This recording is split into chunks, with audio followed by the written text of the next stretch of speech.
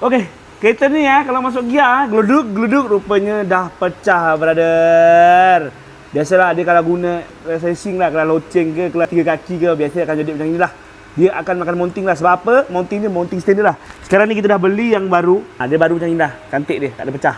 Sekarang ni kita tinggal pemasangan lah. Tadi masa buka kita buat video jadinya pasang ni kita kena buat video lah. Dia ni kat bawah ni je.